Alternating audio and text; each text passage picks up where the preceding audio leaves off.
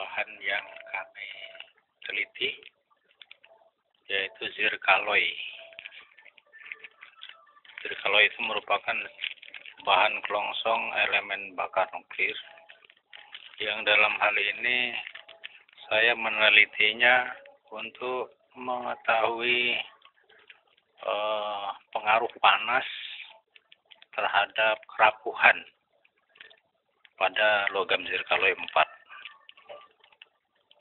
Di beberapa sampel ini sebelumnya telah saya berikan perlakuan panas antara lain pada suhu 200 derajat, suhu 400 derajat, kemudian suhu tertinggi 600 derajat. Nah, waktu pemanasannya pun saya variasikan antara 3 jam, 4 jam, dan 5 jam. Kemudian sampel-sampel ini setelah dikenai perlakuan panas, kemudian dipreparasi, dimonting seperti ini contohnya. Dimonting.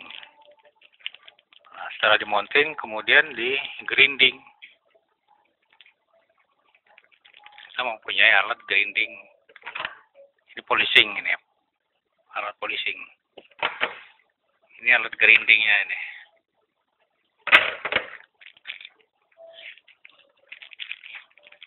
Sebelumnya kita potong dulu di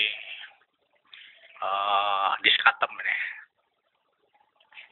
akutom, alat pemotong sampel. Nah, setelah dipreparasi, mounting, grinding, kemudian kami lakukan proses pemotretan untuk mengetahui mikrostruktur dari logam ini. Alat potretnya adalah mikroskop optik. Nah, mikroskop optik.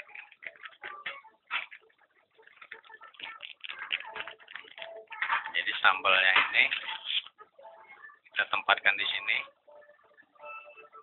Nah, kemudian kita amati dari lensa ini. Setelah kita peroleh gambar yang fokus, kemudian kita potret. Di bawah ini ada kamera ini, ada tustel. Nah, foto yang dihasilkan itu nanti bisa ditransfer ke komputer, hard disk. Seperti apa gambar mikrostruktur yang dihasilkan bisa kita lihat di komputer ini. Nah, ini misalnya. Ini adalah mikrostruktur dari salah satu logam yang kami analisis.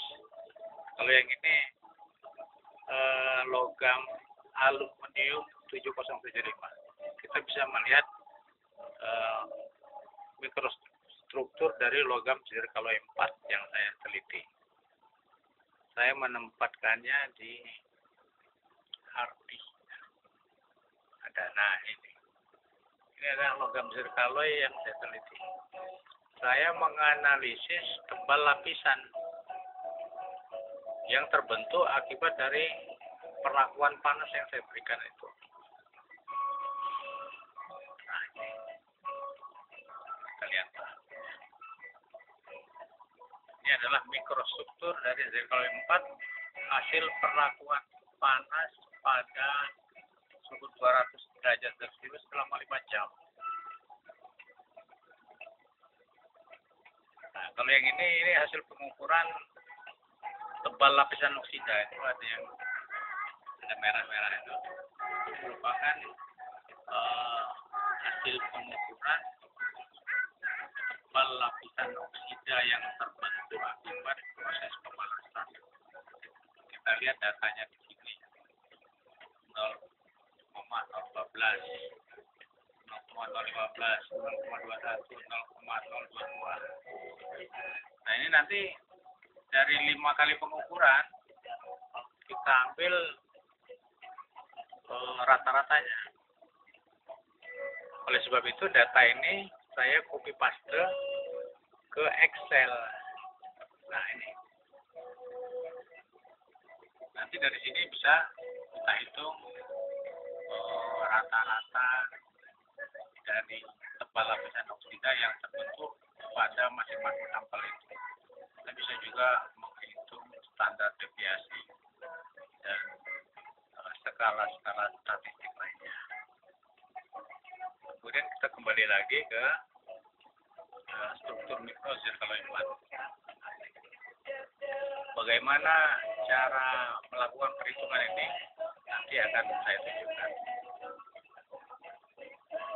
Nah, ini ada gambar struktur mikro dari zircaloy yang saya proses pemanasan pada suhu 400 derajat selama 2 jam.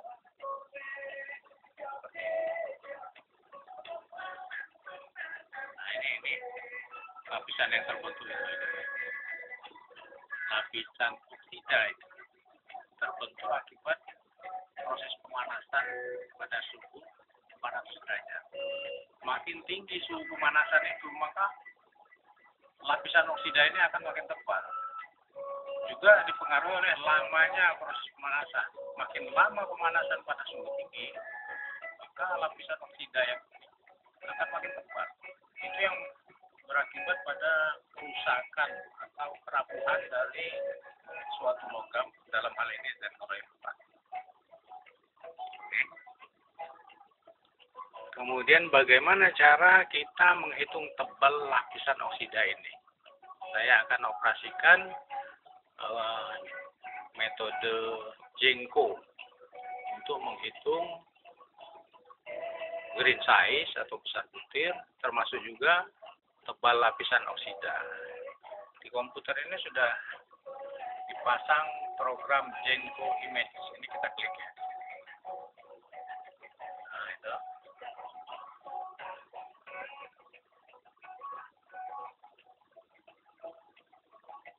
Terus bentar.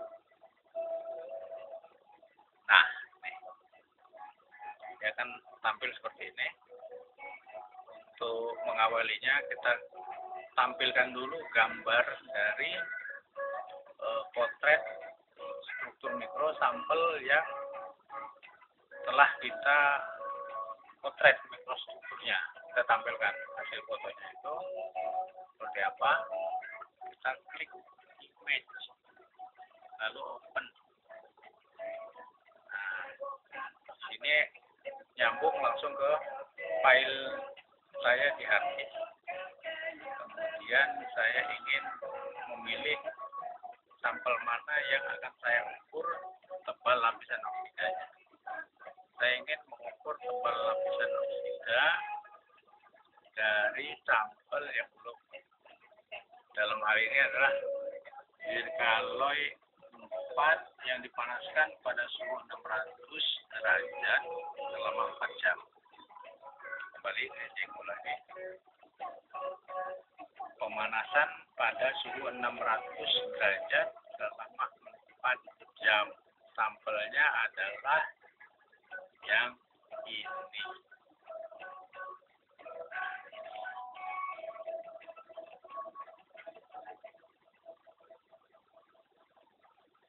Open. Nah, dia akan tampil seperti ini.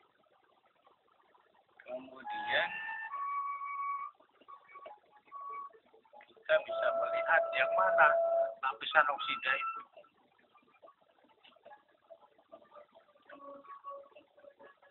Kita klik dulu alat yang digunakan untuk mengukur. Kemudian kita tarik garis. Kita klik di sini. Tarik. Nah, lepas di sini. Klik keluar garis merah itu ya. Lalu angka keluar di samping di tabelnya 0,047. Untuk mengetahui berapa tebal lapisan berikutnya, kita klik lagi garis di sampingnya.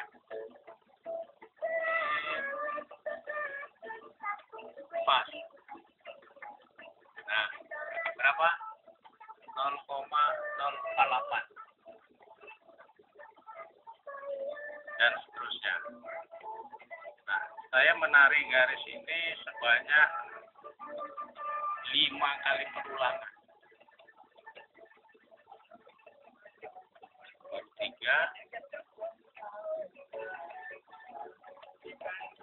4, yang kelima saya ambil garisnya mana ya, ini saja tengah. Nah, lalu saya lock, kemudian saya klik sheet. Ini ada copy, kemudian saya buka Excel. Nah, pastekan aja sheet. Nah, dapat datanya.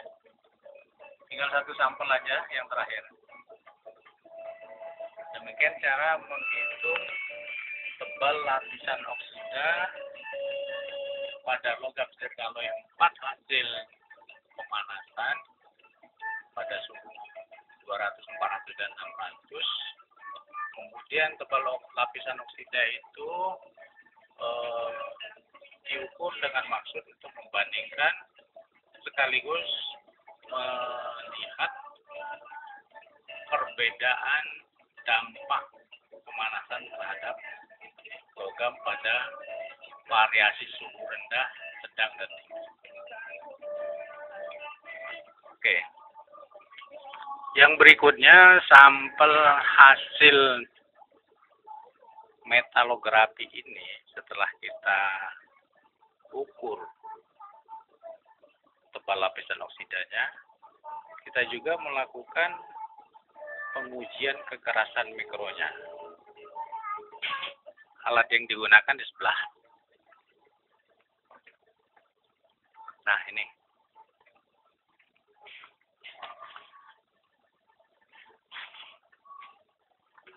Ini adalah alat micro hardness tester untuk menguji kekerasan logam dalam skala mikro. Kita tempatkan sampel itu di sini. Nah, setelah kita fokuskan dengan pemutaran ini, fokuskan. Setelah kita peroleh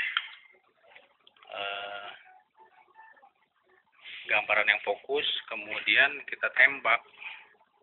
Ada alat penembaknya, pemicunya, sehingga jarum indentor ini akan turun menjejaki logam sampel itu. Nah, diagonal hasil jejakan kemudian diukur. Di dalam lensa ini ada alat pengukurnya untuk menghitung diagonal hasil jejakan yang bentuknya seperti ketupat gitu.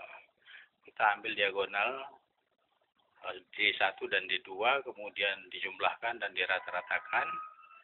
Data hasil jejakan itu kemudian kita proyeksikan dengan tabel micro hardness namanya. Sehingga dari berapa besar diagonal hasil jejakan itu bisa kita ketahui berapa kekerasan dari suatu logam itu. Demikian penjelasan kami. Mudah-mudahan ada manfaatnya. Terima kasih. Selamat siang.